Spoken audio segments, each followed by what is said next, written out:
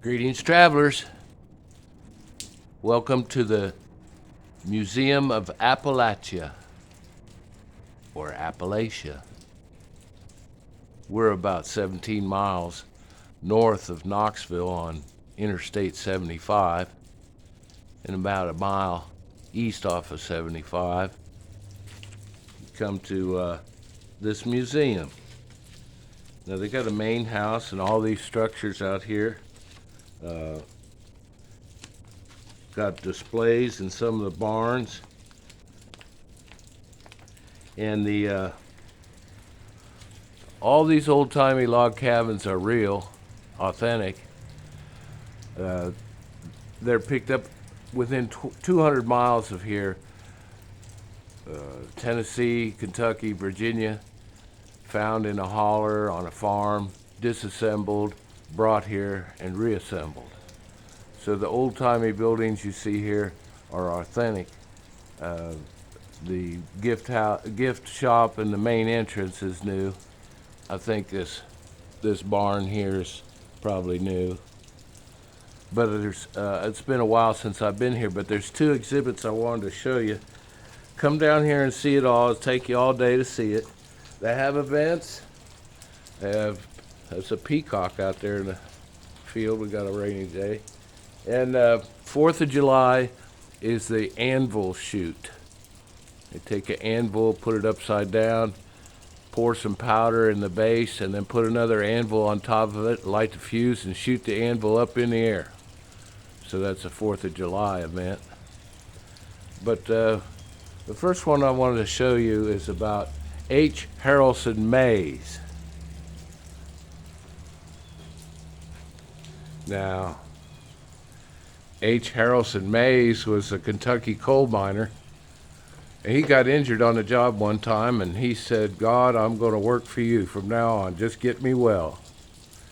And so he went on to build these structures out of concrete, signs, and place them along the little highways. Not the interstates, but the highways. And some of them are still out there. You get right with God. He'd make this out of concrete or make these other signs. He hired a guy with a truck. Harrelson didn't know how to drive. And he'd go about placing them all over the countryside. He also put instructions on there what to do with it. Erect this sign in Brazil. He said, erect on planet Jupiter.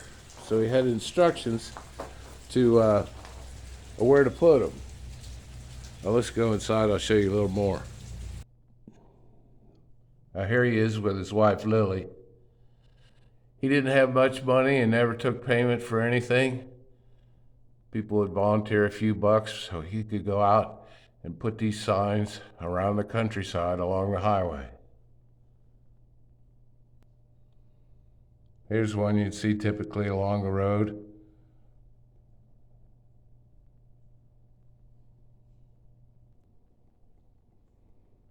He wanted to build him a big cross building, put all the signs in there, kind of like a factory where he built them. Build them out of concrete. We have some artifacts in here. Harlan Mays, a coal miner who spread the word across the nation and beyond. Had a little bicycle, ride around with that.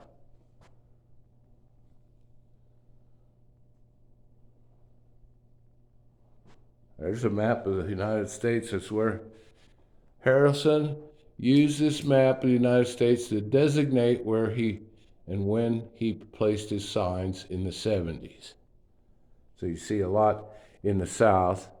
I don't know if he ever got out there. A lot of these signs were designated to go to these places, but many didn't make it.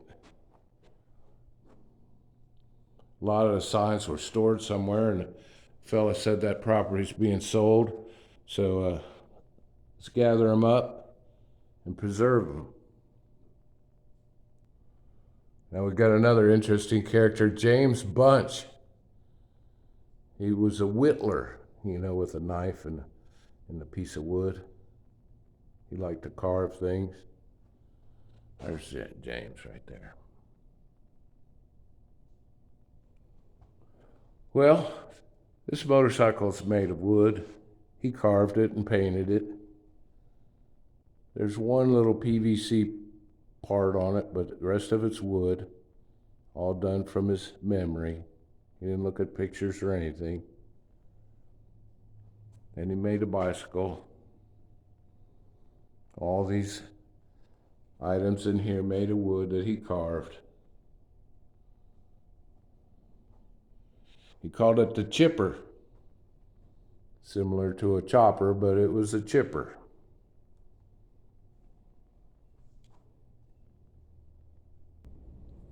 Now we're in the exhibition barn. A lot of artifacts in here. Got some old-timey flintlocks, percussion rifles.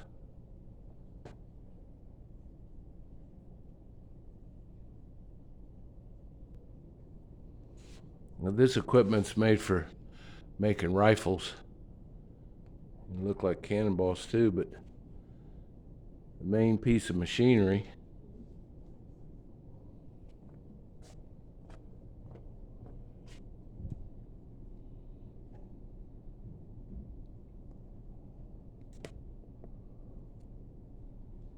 was this barrel rifling machine.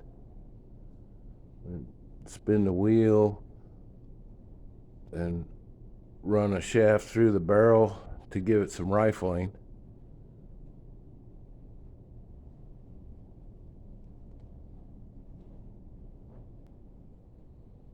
Of course, you got your baskets.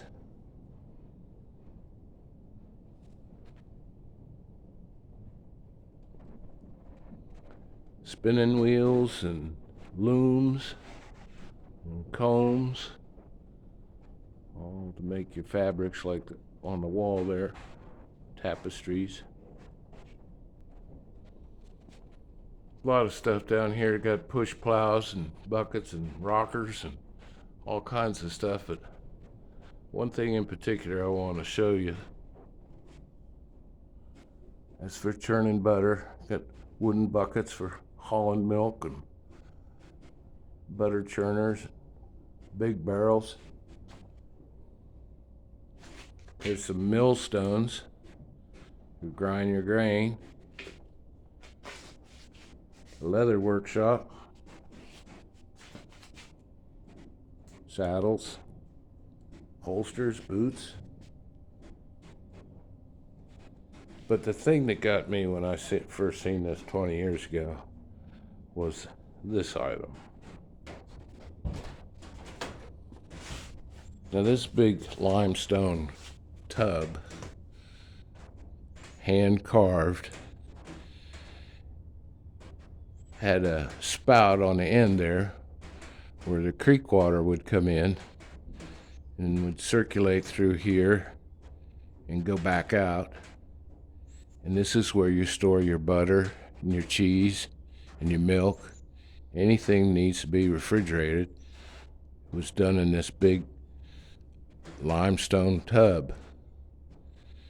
And the man who carved it, a man down the road said, "I want one for my house." And these were generally under the house or outside in a separate building. Access to creek water, of course. So he carved one, took him 3 months, put it on a wagon, took it over to his neighbor's house and crossed the creek, and it fell out of the wagon into the creek and broke in half. He said, "Well, I'll go make you another one." So he went and carved another one and took it to him, and the neighbor gave him a side of beef for one of these tubs. It's a stone dairy trough. That's how you kept your dairy products cool.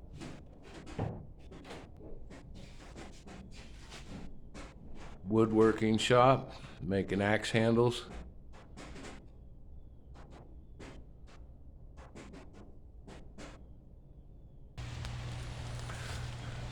Well, we'll finish up here with a visit of Tom Crosby's house. You see these old buildings here, they're all authentic, just disassembled where they were and brought here and put back together.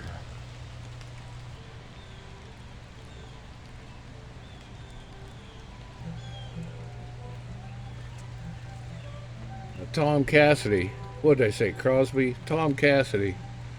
He lived from 1920 to 1989. And this was his 8 by 8, that's 8 feet by 8 feet, little house. He said he had everything he needed. He had him, he played the fiddle, by the way. He had his bed.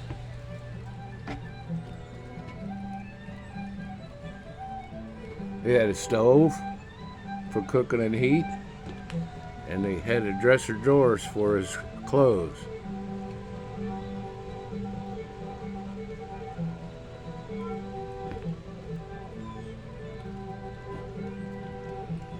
So you might come over to Tom Cassidy's house and he'd be playing the fiddle for you. They say there's some bullet holes in the roof there. They don't know how they got there.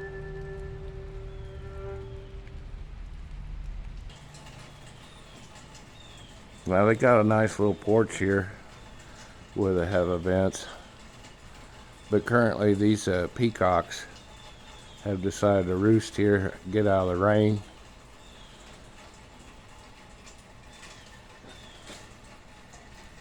A lot of good stuff here at the museum. Come on by and check it out. I just showed you a little bit.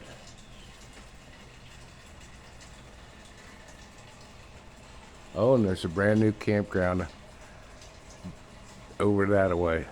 Full-size fifth pull behinds, Class A, hookups, a whole bit.